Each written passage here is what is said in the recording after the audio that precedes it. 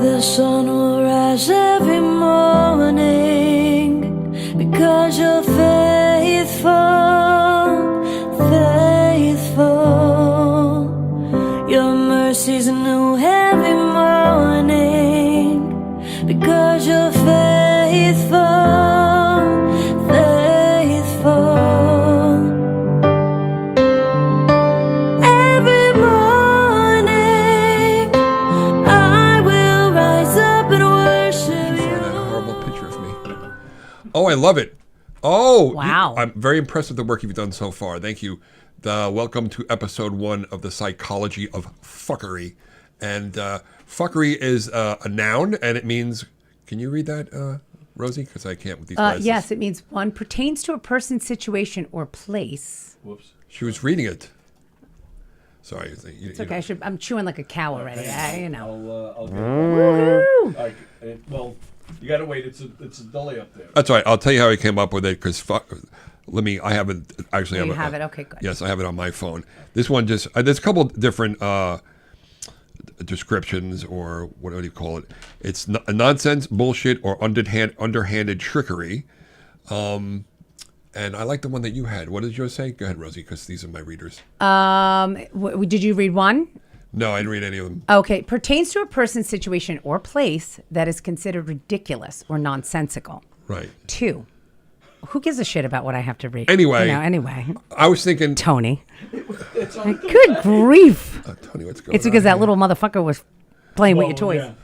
Oh, God. It's right here. Can you see it here or no? No. You can't. Oh, What do I I see. look like? Number 2 is an alternative to the word. It's an alternative to the word bullshit. I like that one. See, I was always fascinated, and I always say that I am a student of human behavior. I love when some of your closest friends and the things they do and why they do them. I'm just I'm also fascinated with the criminal mind. I have a friend. Every once in a while, I would bump into him, and he would have a different car. I'm like, dude, what happened to the car you had the other day? He goes, I got a new one. I'm like, where do you get them from? He goes, easy, post offices and 7-Elevens. Huh? You wait for the person to go inside, they leave the car running, you step in their car, and you take off. That's how we would get cars. And I said to him, if the world was coming to an end, I couldn't think like that. The criminal mind fascinates with it. I won't even take gum out of somebody's car, no less the whole car. He takes the whole car, and he's gone. But they must find him. Well, they found him a few times. Also, he would do this. He would do construction for a store that I was working for. I don't want to mention I can't mention any names, but he was related to the owner of a store I was working for, and he was doing the construction. So he would buy, let's say he had to get 2 rolls of cable for $100 each. No, 1 roll. He would buy 2, use the one for the work, and then return the second one to the store without the receipt. And he made sure he would go up to the same clerk, and he goes, dude, you remember me? I was in here 2 hours ago. Yeah, listen, I lost the receipt, but I need to return one of these. And he would get money that way. I'm like, I never in 1,000. No. There are people, very intelligent people, but they use it for like negative reasons. Of course, like there's people on Wall Street and these, what do you call them? Ponzi schemers. Yeah. They're really intelligent people, but they just use it for evil. Yeah, like the people that take advantage of like old people and take deposits on Yes. new roofs or homes after Yeah. Sandy, and then they just never show up. Oh, burn in hell. That's terrible. Burn in hell. Terrible. So I'm thinking about, where to go with this podcast and stuff like that, and whether I want to keep that name or something similar to it. But, got a little sad news on the way. I found out a friend of mine passed away. And then I started thinking, I'm not going to go into it in detail, but then I started thinking, how soon before you delete their phone number from your phone? Imagine you get a text. Yeah. But if I go through my phone, and one thing I'm lucky enough to have a wealth of friends, but on the flip side, like say Facebook, you have maximum amount of friends on your Facebook page, which is great because you get all these people. I'm reading like dogs and grandmas dying every day, and it's always like, oh, I'm sorry. I'm the worst at condolences too. I'll write something, then I'll delete it, and then I'll go back and read someone else's, and I'll try to copy theirs, and then I end up just like leaving a sad face, and then I leave it alone, and Broken then heart. broken heart, and I'm like, this is cheesy thoughts and prayer, and you know what? Maybe I'll just act like I didn't see it, and I'll just delete everything and move on. Rather than pay, respects. It works. As an overthinker, I understand that. You don't want to put something that's going to be there forever. And you're like, oh. So you're a fellow ruminator. Ugh. I know, it's bad. It's bad. So I learned some trick. You're supposed to name your brain. So I named my brain Brian. That's my middle name, Brian. Do you know I knew you were going to say that? You did? I almost said, and maybe because it kind of looks like the word brain, but I thought Brain. it was Brian. Yeah. So I say, Brian, knock it off. This doesn't serve us. Stop thinking about it. And plus, that's illegal. You can't do that. And what's interesting also? You and I both found out we have TT Nildas. TT Nildas. Who has a TT Nilda? I never knew what a Nilda was, but I have my wife's aunts. There's TT Nilda, TT Nympha. Nympha? Did she like to? Oh, I don't know about that, but hey. TT Nilda. When you said TT Nilda, I'm like, are you joking around me? I only heard Nilda once in my life, and it's this woman. It's TT Nilda. Nilda. Nilda. TT Nilda. Nilda and TT Lily. Those are the two. Between when my mother's with the two of them, her sisters, I call them the Hocus Pocus sisters. Yeah. They're in their own universe, the three of them. Oof. Don't mess around with those Puerto Ricans. You can't. No. You just can't. You never know what you're going to get, especially a hungry Puerto Rican. And you're Puerto Rican and Sicilian? Yes. What a dangerous combination. Oh, I'm toxic and crazy. Jeez. And do you ever do the horns? Oh, yeah. What do they call it? What is it called? The Malocchia? Malocchia. Yeah. Malocchia. Yeah, when you give somebody I don't give anybody the evil eye.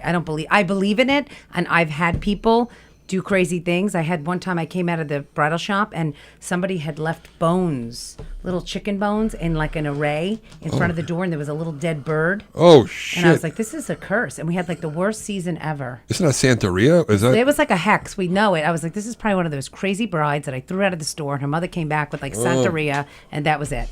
Nothing but fitting problems and steamers that didn't work.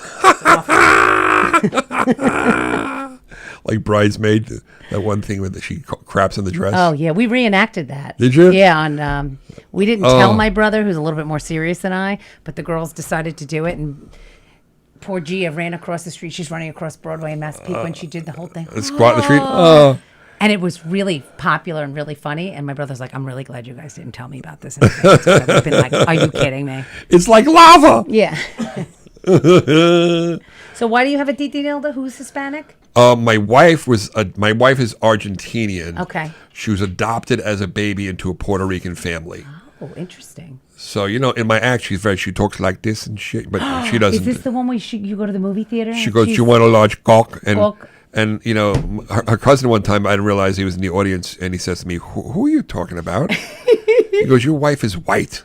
Because, she's Argentinian, and, I guess she used to tell people she was Italian. I'm like, why? Because the Argentinians, a lot of them are Italian. A lot of Argentinians speak Italian and Spanish. Well, her last name is Rodriguez. Oh, that's my mother's maiden name. Wait a second. That's, her maiden name. I think by the end of this podcast, we're going to be related. I think we are. I think you might be my Titi. Titi, what do you call the Titi Roach. Titi Roach. Wait, what do you call the uncle? Tio? Yeah, Is but it I never Tio? had any because they leave. Zing. Zing, zing. Wait, so, again, I don't know where this podcast is going to go. So feel free to talk about anything, personal or not personal. But I did write down, here's things like the blue check mark. Do you have a blue check mark on Instagram? No. Good. I got one. My manager at the time, got it for me. She signed up. You had to have I guess they wanted you to be somewhat of a celebrity, and now it's just like you could buy it. You can buy it. And I always say this too. The word celebrity has really been watered down. Oh yeah. Through social media and podcast people that become Yeah. as famous or more famous than a movie star. Podcast people, and don't even get me started on that topic. But Yeah, so then I know like a friend of mine, she bought a blue check mark, and she was like all like excited, like she did something. I'm like, no, you bought the blue check mark. It's bizarre. It's it bizarre shouldn't even be behavior. an option. It shouldn't. It's almost, you know what? And a shout out to Tim Crampier, fellow comedian. He's such a nice guy. Such a sweetheart. He just had heart surgery, and he's on the mend. But he said to me like a year ago, he goes, I'm thinking about quitting stand-up comedy. I'm like, why? He goes, because you have to be a narcissist to survive. And like I have a social media person, and I got to push myself to make content, to create content. I used to do a lot of the things you see on my Instagram were to make my dad laugh. What's today's date? 17th. All right, so it's 3 years he's been dead a year. Stop it. Don't bring it up. Anyway,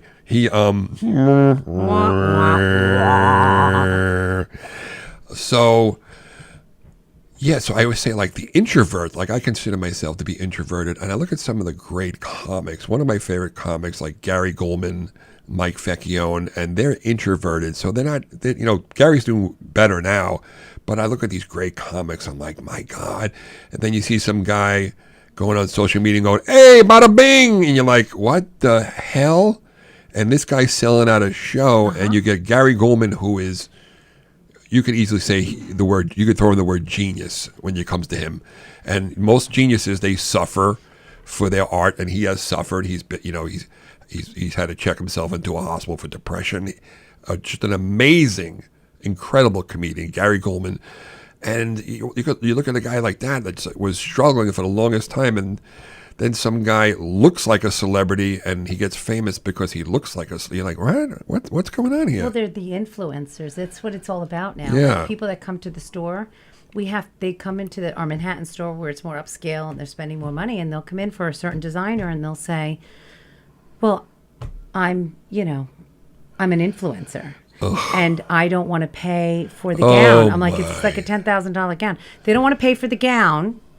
And they're like, well, you can speak to my people, and in exchange for the gown, I'll give you 3 posts where you're tagged, and then we're going to do a reel in the store, and we'll mention you, and you have this many followers, and sometimes it's actually worth it to the business, and has been for us, depending on how many followers they have. But then you get the girls that come in, they're like, hi, I'm a micro-influencer. I'm like, what the hell's a micro-influencer? That means you're not really an influencer, but you have an Instagram account, and you bought a check. Oh, that's really? You bought a blue check mark. You bought a blue check mark, and you want a free gown. And I had a girl that came to the store, and she was so obnoxious to my staff, and she was so obnoxious even to her own mother. And she just kept throwing out that she has this many followers and she's an influencer. And then finally she left. I remember exactly why, but she called. And I got her on the phone, and she said to me, I feel really bad because I don't understand why I felt like nobody liked me there. And I feel like my mother said that I was this in the car. And this is like a 30-year-old. We're not talking like an 18-year-old. We're talking a woman. Right. And she was sobbing, and she said, I just don't know why I just feel like and they told me that you said that was the best you could do. And I said to her, okay, I said, you're asking me a question. You want to know why you felt like nobody liked you. Yeah. Do you really want me to answer that question? So she said, I do. Yes. And I told her. Yes. I told her flat out. Because you act like you're entitled. Yes. You walked around as if you were better than every single person that was in the store. You treated your family with disrespect. And the entire time, all you talked about was what you can do for us, who you are, not about your wedding or the fact that you're getting married or the fact that you might be in love and you're excited. You had demands on a timeline, and you didn't want to hear anything but. I said, and when you walk into a place like that, you become unlikable instantly. Yeah. I don't care how many followers you have. Right. I said, because you know what I do every day? I don't walk around telling everybody that I'm an Instagrammer and I'm this and that. I go to work every single day, and so do they. And they don't give a shit about your bullshit because it's not a real life. Nope. And then the floodgates. I think you helped me today. Oh, my I swear to God. Wow. When I got off the phone, the girls in the office were like this.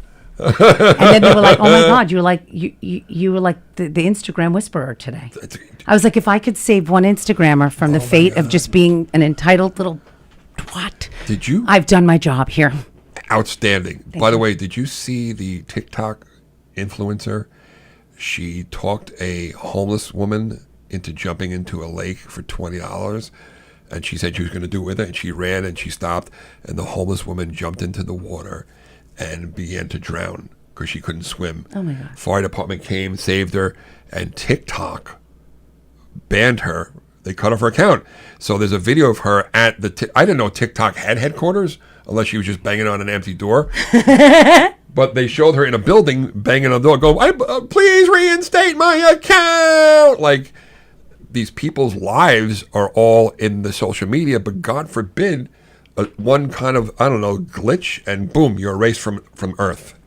That's got to be. It's got to be tough for somebody like that. That's got to be crushing to the ego. But, yeah, don't buy a blue check mark. Let your work speak for itself. And I just think, I don't know, I thought there was something very sad about it. You're buying status. Yeah. It's just, It's like anything else, though, with status. People buy all sorts of things just to show. They might not even like the bag or the shoes. But no, I'll confess something. When I was doing well, I always say, there'll be some name dropping. This is a name drop free. Listen, feel free to drink name drops. But when I was on Kevin Could Wait with Kevin, I had some sitcom money, and I saw somebody post something about growing your followers. I'm like, you know what? I need all the help I can get. This is 2017. But that's what you're supposed to do when you're in your position. It's not like you're doing it because you're sitting there growing cucumbers in your backyard and you want to show everybody. And I thought they had some secret, like they would do something to help me get out there more. So they guaranteed they would get me 2,000 followers a week. And I'm like, oh my God. So there's another bad thing about drinking soda on the microphone. It's the burps. Oh my goodness. Do you need me to squeeze them out of you? Okay. I'm colicky. So this company, I start seeing my followers go from 8, 10, 12. It went all the way up to 28,000. What? But here's the thing. I started getting a lot of hate. Because this is what they were doing. They would follow, say, 1,000 people on a Monday. Those people would see you follow them, and some of them would follow you, and then 4 or 5 days later, they would unfollow all those people. It was follow, unfollow. It was a scam.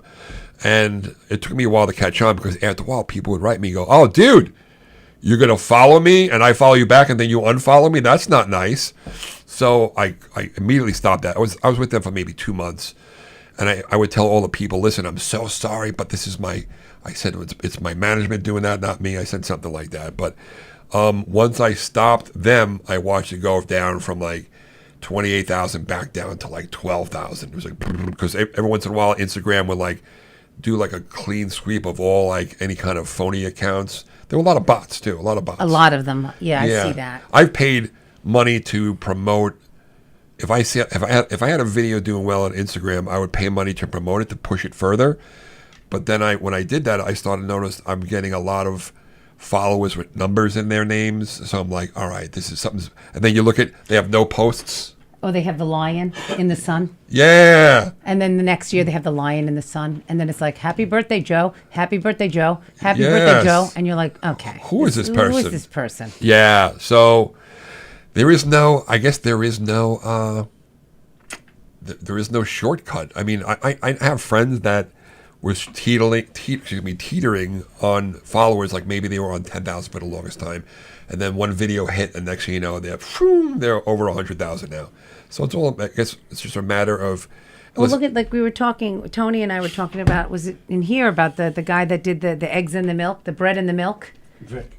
Yeah. Oh, Vic DiPotato, yeah. And that, he blew up.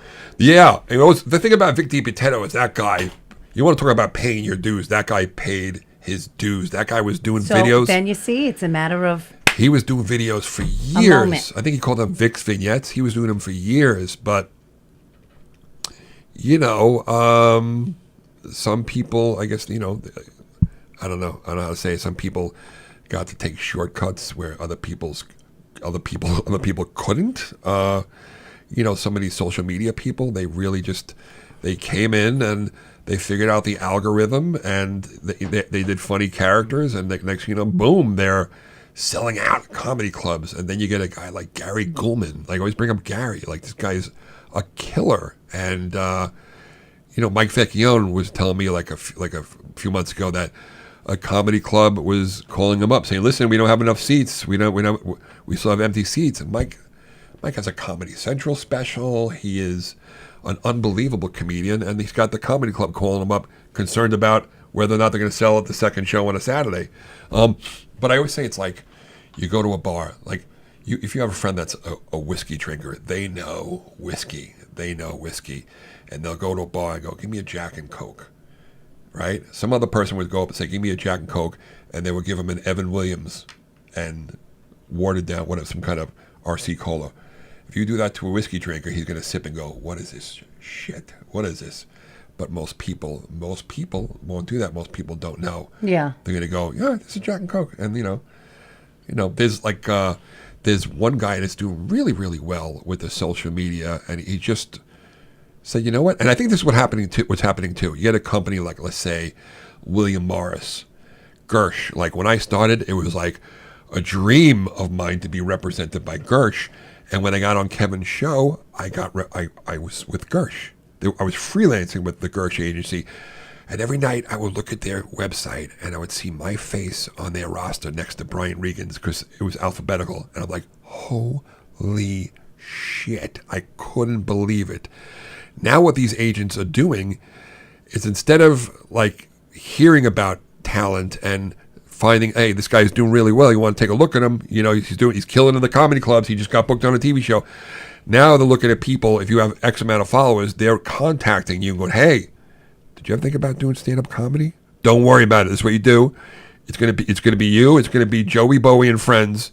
You're gonna get a door deal, and you're gonna pay 4 comedians $100 to be on a show with you. And this, now he's signed with William Morris because he has 500,000 followers, but he's not a comedian. But they don't care. Now they're getting a percentage of he's selling out, and they're getting a percentage of that. It's so much about the amount of followers. It is. When Kevin's show got canceled, I would say like a year later, they called me up and he's like, I just want to apologize. The guy, my agent says, I just don't know how to market you anymore. He goes, and I get it. It's a numbers game. Does he go into a meeting and say, hey, listen, Chris Roach was at the Funny Bone in Omaha and he made $1,500?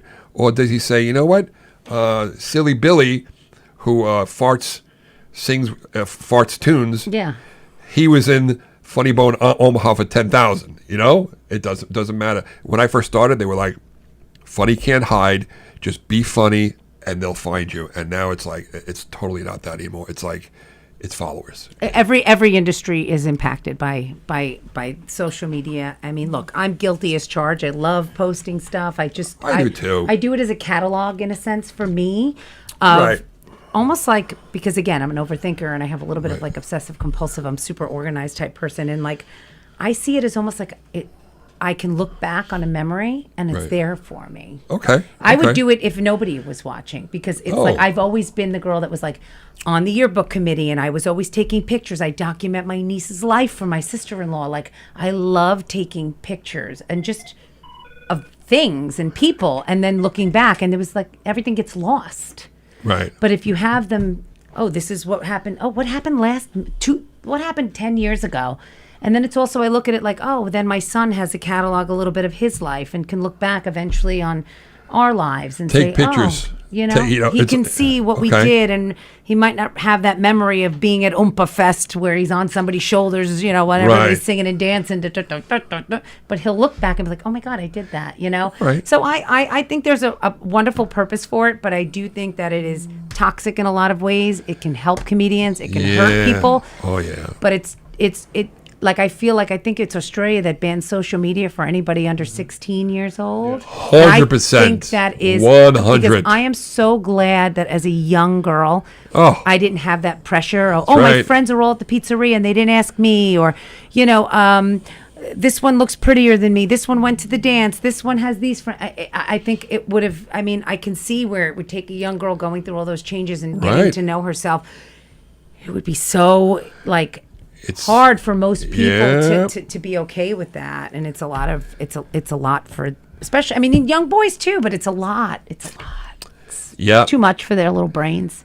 But you can, like you said, use it as a tool where it's almost like a photo album now. You can go back. I love the memories. I look at the memories all the time. I see pictures of my dad, and when we went on vacations, and when we milestones, and these are pictures I would put in my phone and never ever look at again. Man. And when I get a new phone and then I upload them in the cloud, I don't even know how to get to that shit. Where am I see? If it's not my phone. I loved when I posted a funny video and then my father would leave me a message. I saw the video. It's so funny. It's like recently I was in Phoenixville, Pennsylvania, and I saw the theater from the movie The Blob, 1958. Oh, really? And it's the scene where all the people come running out screaming.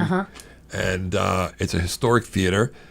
Now, every year this town has the Blob Fest where the Blob plays for like 3 days. They have a street fair.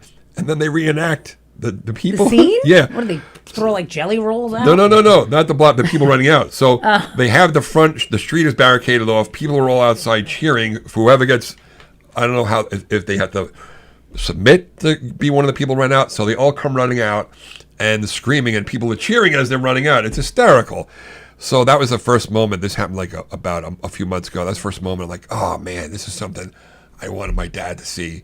I filmed it anyway. I did like a little short like roadside attraction bit, but I'm like, oh, he would have loved it so much. But now I'm like, you know what? I just gotta keep doing it, and it'll get easier. Like my social media person says, you got to start filming yourself more, like doing everyday things and talking. I'm like, I don't know. It's kind of. But people are fascinated with that more than something that's like manufactured, put on. Like people love. Like now we're in a separate space at the store because we had a fire, and we have to get to the bathroom in this 1-year lease place we have for fittings. You have to go through the seamstress's room to get to the bathroom. Right. And I was so nervous about this being our reality, because sometimes they're fighting or whatever, it's a little messy, or and people, I see their faces. They go in the back and they see the women sewing, and they see the steam irons, and they love the behind the scenes. And they ask questions. They're like, "You guys should post stuff like this." Right. And people too. They like to see what they can't. BTS. Yeah, they want to know what you're doing. What do you make for lunch? They want to know what your go-to is. Are you chopping salad? Do you use a spinner, or you leave the lettuce wet? I want to know. Right. My social media person says, BTS, you got to do more BTS behind the scenes. So yeah, I'm trying to get, it's almost like I have to remember to do it. It hasn't become a habit yet. And, you were talking about the salad spinner. I was over at Carrie Kravitz' house, and she put the salad in a bowl, and she was pulling it almost like starting a lawnmower. It's the best. I was like, oh my God. It just shoots the water right out of there. Then she ionizes it's like her. a centrifuge. Yeah. Oh, it was amazing. And then she ionizes her vegetables. What? She puts it in the water with a tube and some machine. She's one of those. She is one of those. She's a conspiracy theorist. She came in here one day and she opened up the thing, and she goes, "I told you, you're right. There's dead babies in McDonald's." I was like, "What?" Yeah, I can't. She gives me anxiety. She told me there's dead babies in McDonald's. Listen, she'll send me posts. I'm like, Carrie, stop. You're going to give me an anxiety attack. I was like, is she kidding me? And they were like, no, she's dead ass serious. No, she's serious. She had me. I was at her house. She goes, give me a phone. She goes, name any president. I'm like, George Bush. She pulls up his wife. She goes, look, that's a man. Name another president. I said, Gerald Ford. Look at the wife. That's a man. She thinks it's the Illuminati. If you want to become president, your wife has to be an actual man. So she thinks every president's wife from here until from... My father swore Michelle Obama was a man. From Washington... I don't know. He had this thing. That they're men. And she's got me looking at them like, oh my God, they are mannish looking. I'm like, how about Dolly Madison? Oh. Was she a man? Dolly Madison? She was the first woman to serve ice cream in the White House. Oh, is that why they named it? I didn't know that. Yes. That's why they named Fun it ice fact. cream. Fun fact. We have cheesecake here, and we have peach butt cookies and rainbow cookies. God, that cheesecake looks so good. We'd love to share. Oh, hashtag lactate pill. Don't drink soda. And don't eat McDonald's. She's like, if you want to feed your kids kids human flesh inside of chicken nuggets, then go ahead. They're rubber. I was like, okay. And I'm like, is she losing her mind? They're like, no, this is just Carrie just means that. I was like, wow. But you know what? There's some truth to some of these theories. Yeah. I don't know about the babies and the chicken nuggets, but I think the Illuminati is a very real thing. Yeah.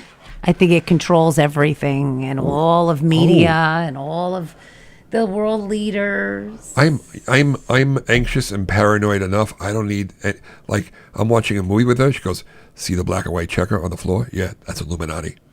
Anytime you see a commercial or a movie and they have like somebody's walking on a black and white checker floor, that's Illuminati. I'm like, why? What does it mean? She goes, devil worship. I'm like, stop it. Stop it.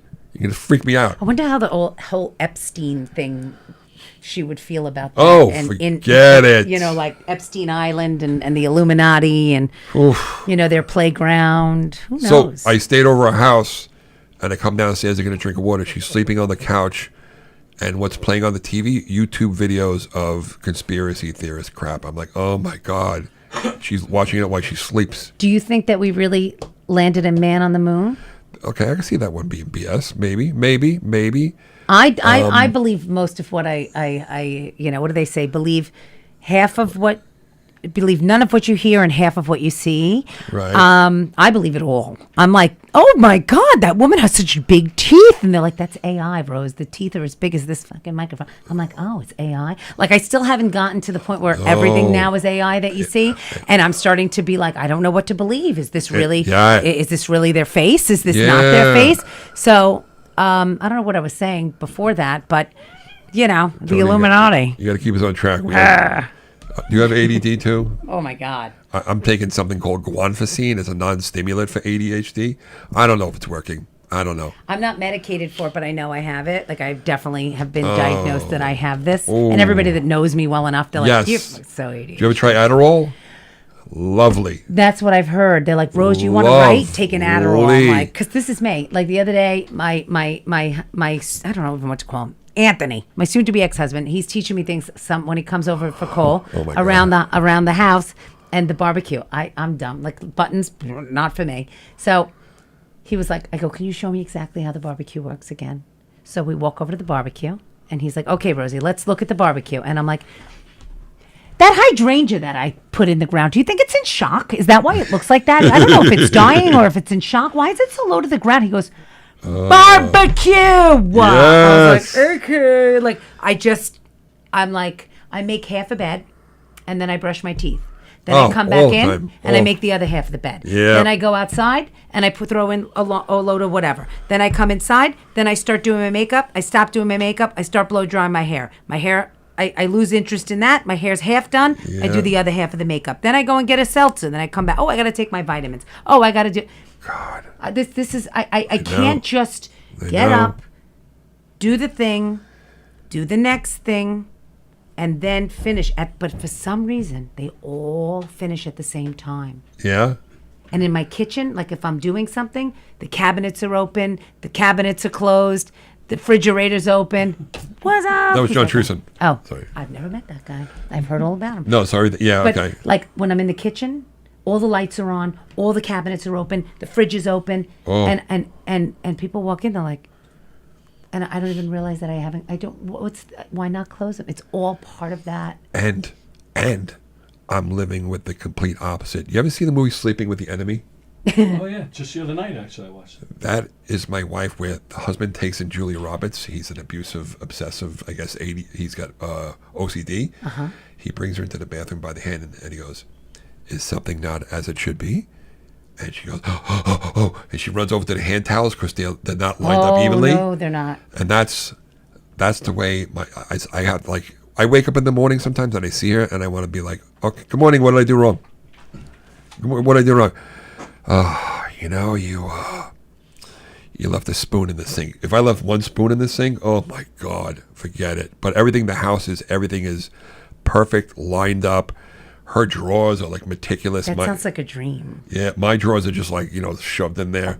Well, that's so many. But she did compromise. She lets me have my side of the bed that she can't see, that I'll have like books on there, clothes. One day she threatened, she goes, if you don't clean up the side of your bed, I'm going to take a picture and put it on the internet and show everybody. Yeah, but you know what? People would love that. BTS. I guess. BTS. How about... You should do like her side versus your side. It's not a bad idea. How are you with books? I don't like them.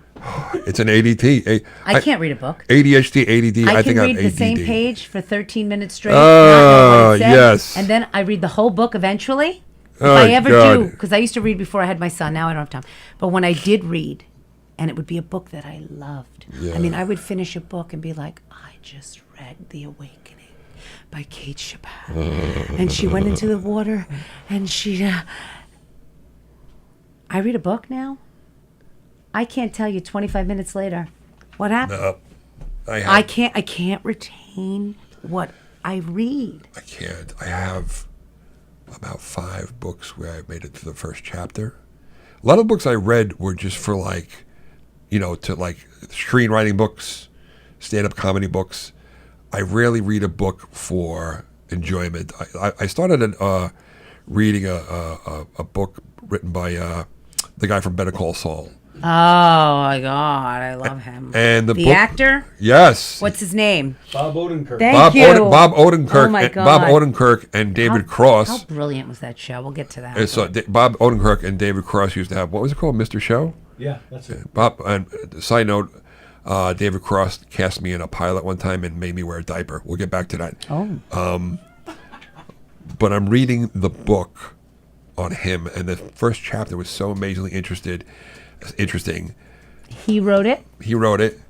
I'm in the bathroom. I put a little piece of toilet paper in there, right? And 6 months go by. I'm like, I'm not even thinking about it. And one day I'm going through I pull out the bathroom bottom drawer. My wife put the book in there, and I forgot all about it. Oh, see. I forgot all about Out it. of sight, out of mind. Yeah. Oh, My mother lives with it, and Yes. she's always like, I go, there was a thing on the counter. Oh, I put it in the thing. I'm like, no, you can't do that.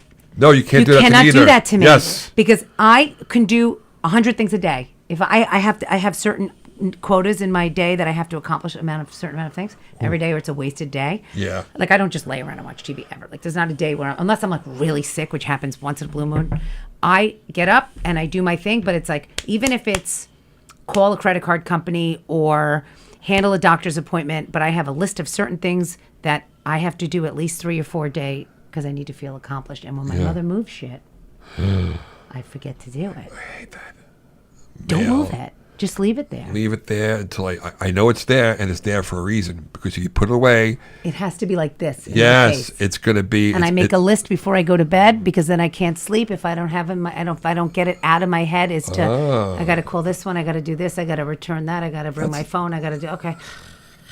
That's And good. then I leave the pen and paper there, because if I wake up in the middle of the night and go, oh my God, I have to call that bride back. I forgot about that thing with the fabric, and I'm like, oh, Right. now I can't sleep. But if I write call bride fabric, I can go back to sleep because I know Yes. I won't forget it. Yeah, so you have ADHD. Oh.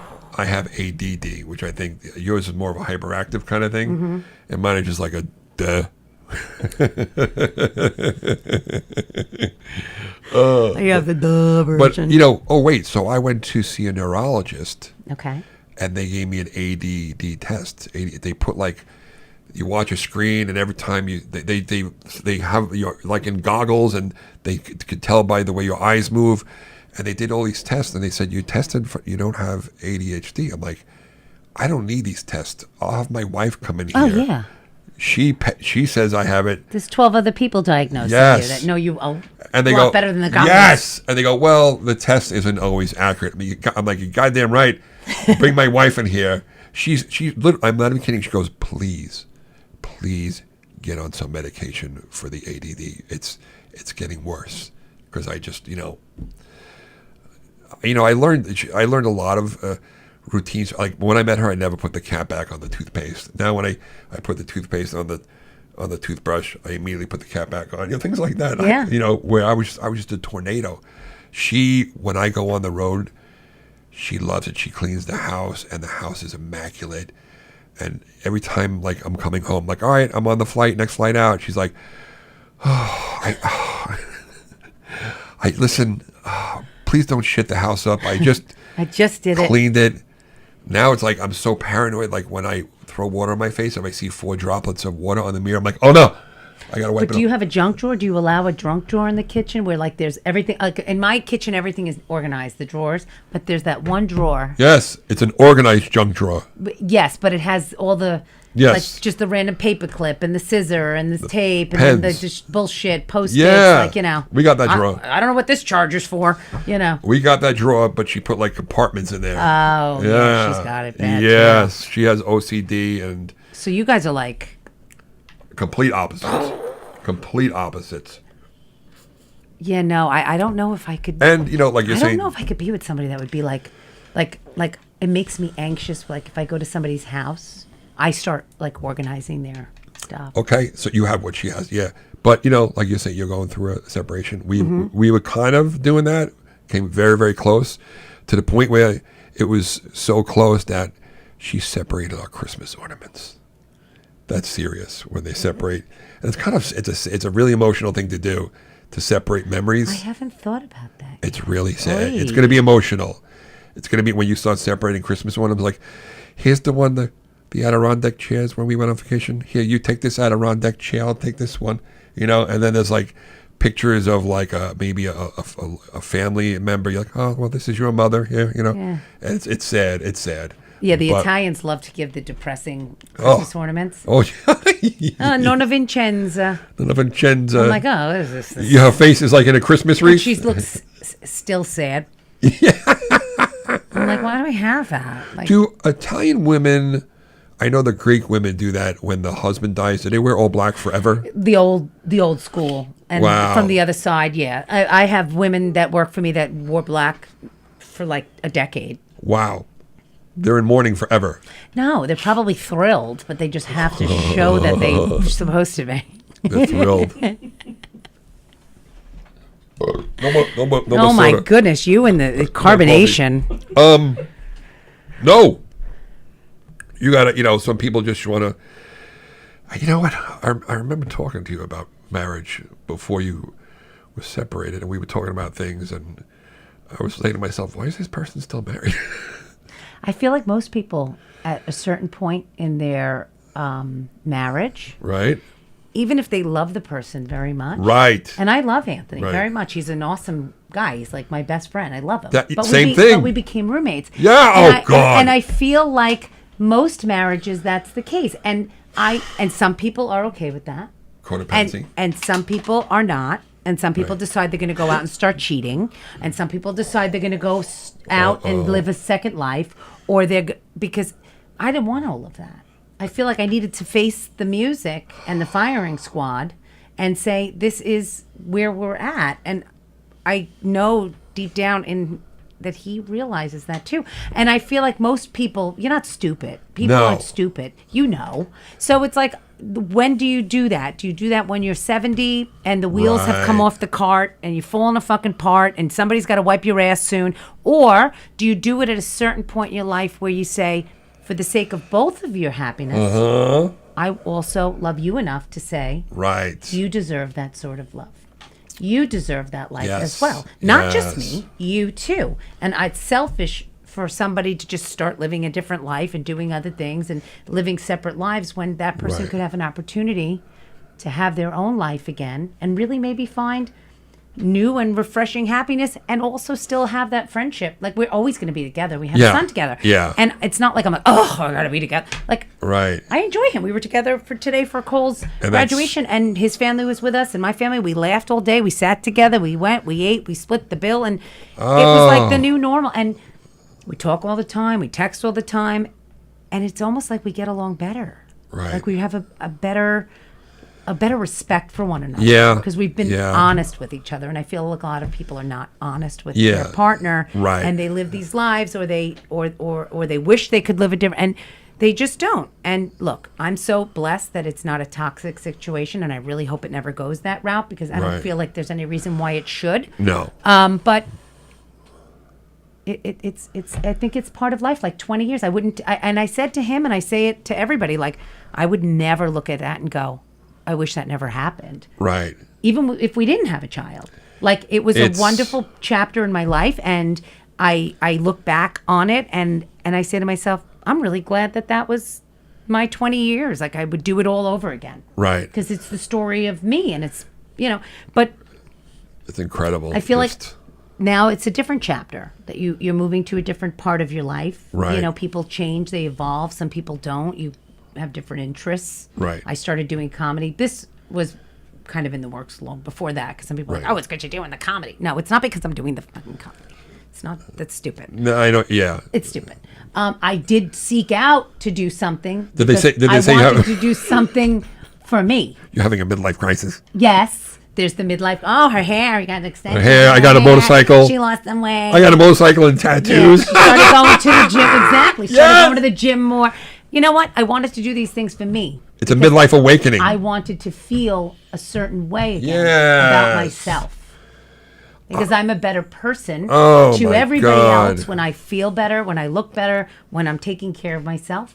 It's like put on Right. your oxygen mask before you can take care of anybody else on the Yeah, plane. yeah. I needed to take myself again because I was neglecting myself physically. I was neglecting myself emotionally. I was doing nothing for myself. I was not doing anything that I wanted to do, like get involved in like improv or do something like this or Yeah. do a podcast. Like I feel like this was what I was missing. Yes. Wow. So that's my story. Get my wife on the phone. Sticking to it. Get my wife on the phone, Tony. No, we're giving it like, I guess you call it like the last hurrah. But, you know, ultimately, listen, I don't know. But one thing that always amazes me is when somebody will forfeit their happiness and feign being happy just because of the kids. That's the worst thing you could do, I think. Because the kids, I think the kids they pick up on it. And if they don't immediately, they will down the road and they'll go, oh, was that all a lie? Did you just stay together because of Right. us? Why did you Yeah. do that? And then there's a whole nother set. And my therapist said to me, and it really, really rang true. She said, you know, there's a theory now where the whole old school thought of, well, you got to wait till the kids are 18 and they're out of the house. And then Yes. They say that that's actually very difficult for young adults to absorb. Right. When they're getting involved in school, they're going away to college or the military, or they're getting a job, or they're doing some sort of, trade.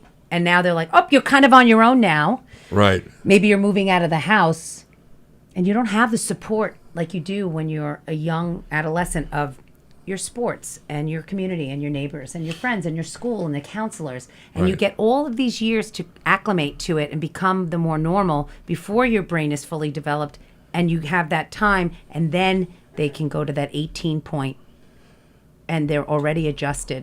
Yeah. And they're ready for that next adjustment of Oh, becoming an yeah. adult. You're giving them all of this and they're moving on with their life in a sense all at the Right. same time. It could be traumatic. Yeah. So the newer thought process is that when you have children that are between the ages of like 7 and 13 is actually an age where it gives them enough time to become this Right. normal for them. Because also, I think you don't realize it, but you're teaching the kid that it's okay to be treated this way. It's okay. Being unhappy is normal. Being unhappy in a relationship is normal. It's okay to be like that. Yeah, like you want your child to see affection. Yes. Because a boy learns how to treat a woman Yep. by how their father treats their mother. And I'm very lucky. Anthony's always been amazingly respectful Right. to me. We have Right. we have a great friendship. We travel, we go to concerts. I love him to death. Yep. So he always saw us having fun together and stuff. And one of the things my son said to me was, but you and Daddy don't fight. Wow. And we don't. But there has to be some real passion to like fight. Yep. Sometimes you Yeah. want to just like, get the fuck out of my face! And that can be confusing for kids, but ultimately in some very toxic relationships, more so than, like, this doesn't relate to me, but some of these kids see their parents being toxic with one another, spiteful, Right. like yelling at each other and having no affection. And what does that teach a young boy how to treat a woman? Yep. Or a young girl what to expect? The young or girl. how she should treat. Yes. They feel like it's almost like, do you think, I don't know about men, but do you think, probably men too, you think that women look for, at least I have a friend of mine Yes. where, yes, you know where I'm going with it? Yeah. They look for the father. 100%. My one friend, God bless her, the father was an alcoholic. He died from alcoholism, and she was a good-looking girl, and she just seemed to always find guys that she was trying to save. She was always trying to save them. Of course. And now she's like practically homeless, and it's a really sad thing to watch. I guess that, you see if you see the father drunk all the time, that's normal for you. Yeah. So then you find a guy like that. And you're like, oh, I'm going to make him Yes. not be this way. Yes. But it can also work the opposite. Like my Anthony is very different than my father. And I think my father and I were so close and we're so much alike and we butted heads all the time. And he had this larger than life personality and this booming voice. And I wound up marrying somebody that was very different than my father. Ooh. Almost purposefully. Because man. my father was very domineering. He was a businessman. He was like, if he was in the room, everybody knew that Tony was in the room. God. So, like, it was overwhelming in a lot of ways for me. And so I guess at that point in my life, and it was perfect because he was very calm, very soothing. Yeah. Oh. Not that type. But again, Right. still in relation to the father. Yeah. Very much so. I think that's a big thing, My wife is my mother. I'll admit it, so much that when we started dating, my mother, they grew up in the Bronx, and her parents didn't like my father. So she ended up moving out with her girlfriends. My father went to the Marine Corps, and my mother moved to Center Shore Road in Centerport, right? That was in 19... All the way from the Bronx? Yes. She she stayed in the house with like 3 women, 3 of her college friends, whatever. This was 1962 or 64. I can't remember. No, 62 or 61. So I started dating my wife. The year's probably 2007, and she sends my father a card, and my father opens the Christmas card. And he looks at her address, and he sees that she lives on Center Shore Road in Centerport. My wife lived on the same road as my mother did. Well, like how many years later? Like 40. 40. It was just a weird thing. It just these little weird things. And she's very much like my mother, which almost like freaks me out sometimes. And when we went to see a therapist, we were talking about separating. She's like, he can't take care of himself. Like, she was worried about whether I could take care of myself. I'm like, listen, hey. But I think a lot of women are that way. Are they? Okay. Yeah, especially if she's that type with organizing the drawers and stuff like that. She sees you as the guy that can't put the toothpaste on. Oh, my God. Right. Like, when Anthony first moved out, I helped him with with decorating the place. I will need her help. And he said to me, I don't need that. I said, yes, you do. You need that. Yes. You're going to need a ladle. Oh, yes. He was like, all right. We were in like, Home Goods. He's like, all right, just put it in the thing. Fine. That'll be us. If we get separated, I'll be like, can you come over and teach me how to make spaghetti? Yeah. And you know what? That could work, actually. It could work. I enjoy Anthony. I feel like we're getting along even better. Right. Since, That's awesome. That's awesome. I mean, one day he might kill me. I might be on a Dateline special. I don't know, but for now, that's awesome. And you could like holidays, even if you bring someone, it might be okay with you. Yeah. Right. I look to that in the future and say to myself, I don't want my son to have to feel like he's got 2 Christmases. I want him to have one with all one of Christmas. us. Yeah. And and it might get awkward if somebody winds up dating somebody, maybe in the beginning, and maybe we'll not have that person right away or whatever the case is. But you got to have the conversations. Can I tell you about awkward Christmases? Mm-hmm. One of my friends, he and his ex-girlfriend were swingers. Oh, fun. They lived the lifestyle. Tony. And they met. They talk a big game, Tony. They used to do, Tony. And Tony, you're always welcome to chime in anytime you want. They were doing that couple swapping thing. Yeah, that's weird. Where the couples would come over, and they would swap partners and go into separate rooms. Yeah, I can't imagine the level of. Is it trust or is it? I don't know. But listen, I'm not here to judge. They're bored. They're just fucking bored. Yes, but listen. They don't care anymore. Him and the guy's wife fall in love with each other. Oy. And long story short, they're married. Oy. And she has kids. So every Christmas, he's got to go and see the guy whose wife you took. Hey, Merry Christmas. How you doing? Hey, remember me? Yeah, I remember you. I remember you. You over my house. I let you go into the family room with my wife, and now you know. But anyway. Damn family room. And the guy I'm talking about is actually Tony right here. And there he is, that son of a bitch. and the wife was my wife. No, I'm just kidding. I have a good time when you come over. Hey, work it out, baby.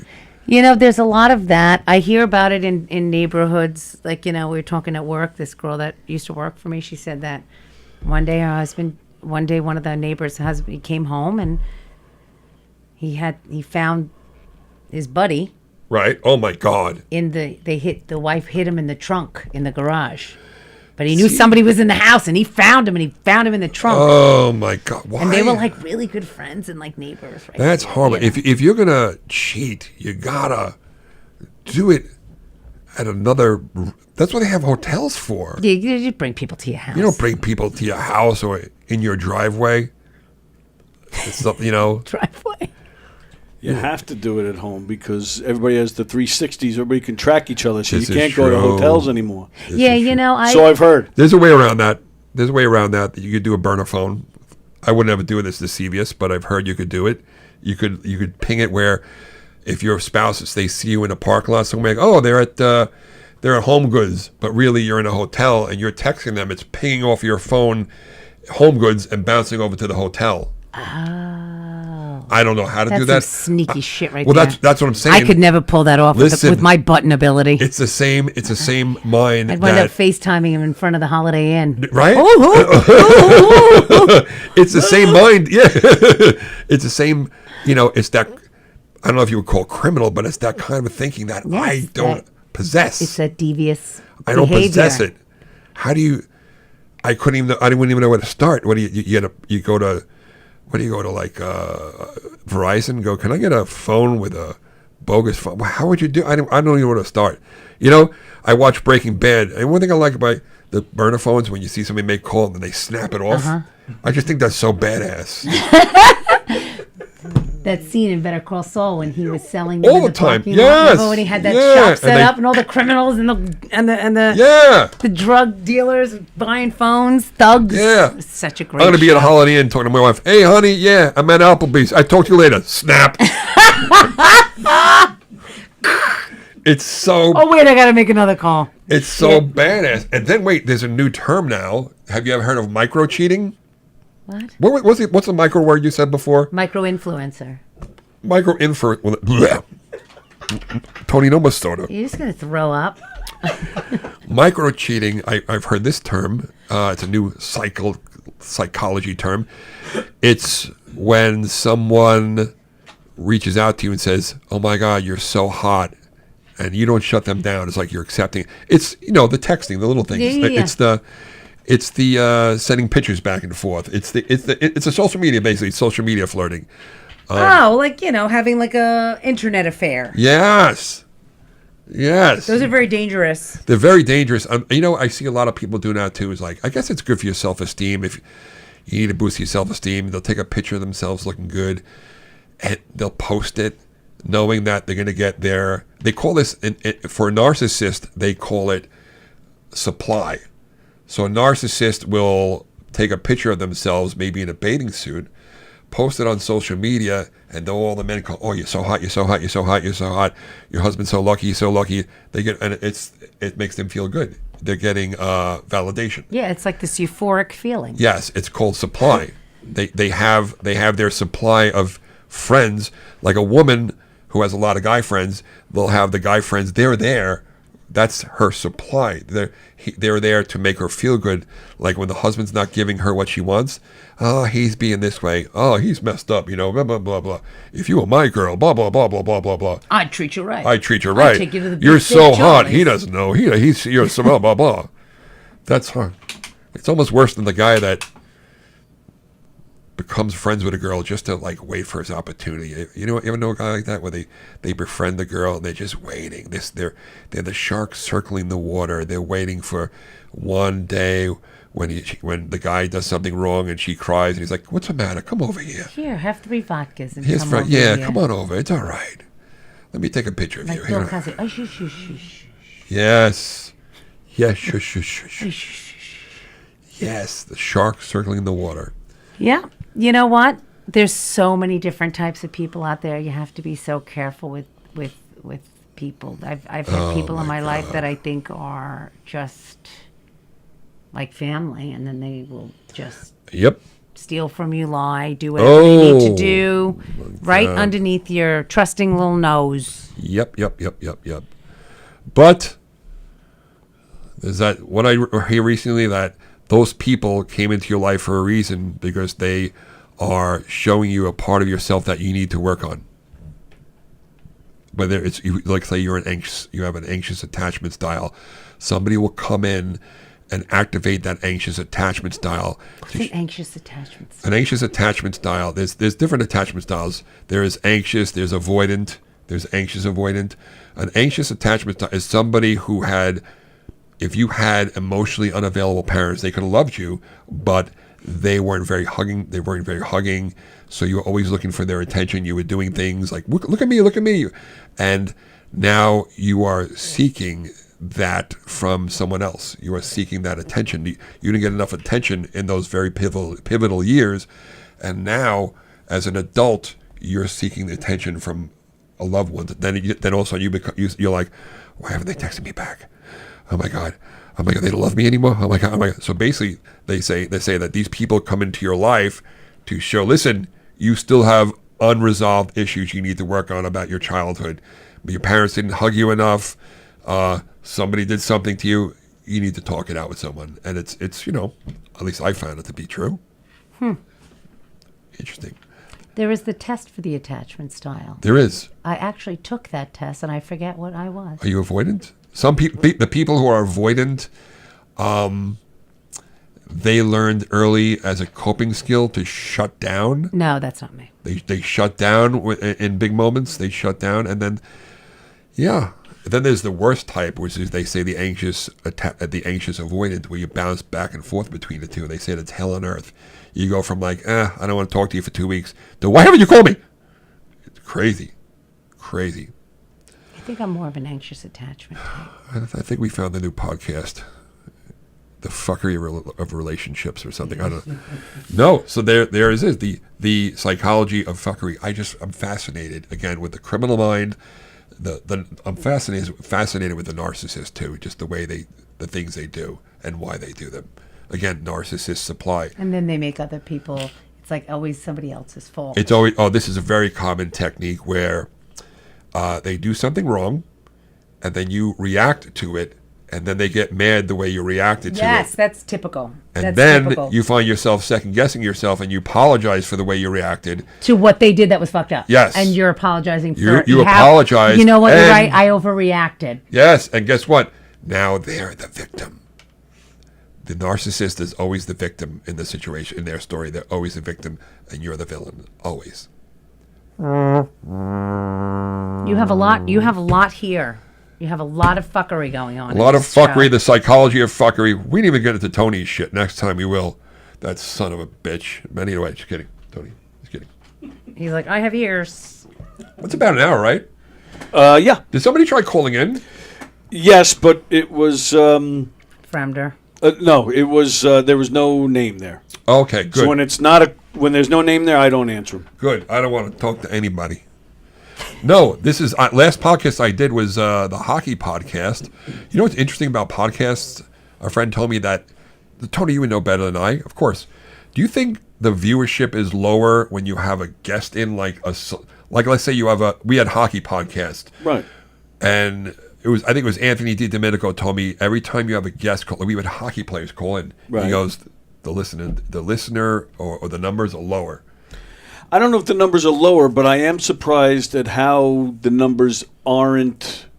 I expect when you get like a hockey player that the numbers would spike, but they don't. No, they don't spike. It's like they want this. They want this. Yes. No, I like the banter. I like the unscripted. Yeah. We don't know what's going to come out of your mouth. We don't know what we're going to learn about those people today. Exactly. I feel that is what the best part of a podcast really is. Yes. I think also it depends on what you talk about. If you have a guest, I think it's what you talk about too, because you can go to so many different.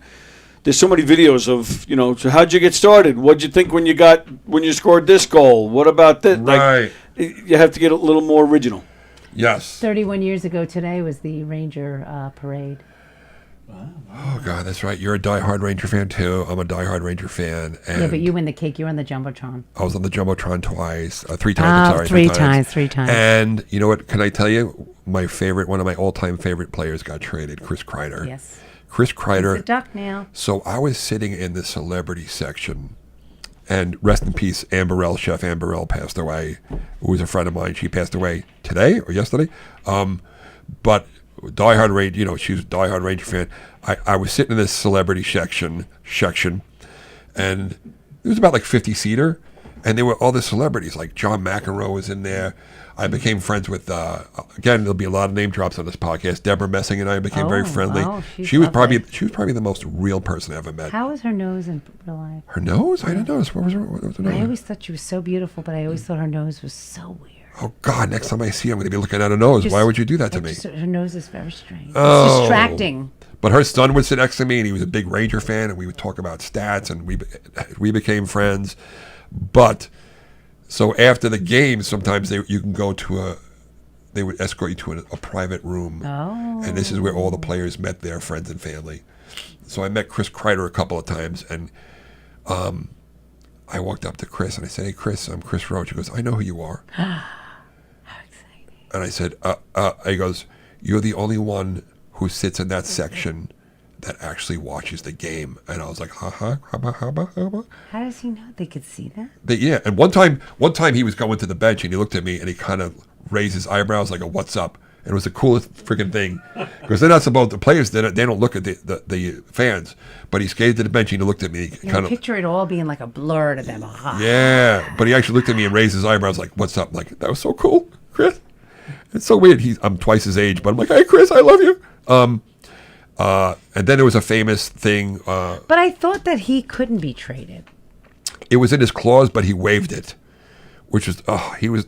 But why? You think it was because that whole management bullshit this season? You think he just was like, I don't just know. disgusted with the whole thing? Maybe also, I don't know. I have no idea. I mean, it's not a money thing. I mean, the man has a home here. Like, No. it's not a money thing. He's like a superstar celebrity hockey Right. player. He's got money. He deserved the captaincy, not to be Yeah, I never traded. understood. I don't understand that. It's so upsetting. And this is what I was going to say. Like, he's been there like a decade. Okay, now we're in the hockey podcast section. The team, people are saying, "Oh, they're going to go through another rebuild." I'm like, didn't we just do that 3 seasons ago? No, it's every, not just 3. It's like every other season. That's it. Next year we're rebuilding. Rebuild. We're going to get the young blood. We're going to rebuild. Well, we're going to get a really good pick. And, Okay. no. When are we going to get there? Oh God. And then it was so promising in the beginning of the season. It was so fucking exciting. it was so exciting. And then the collapse was just so colossal that you thought it was like not real. Like No. they couldn't get out of their own fucking Not way. real at all. What are you going to do? Blame it on the coach? I don't know.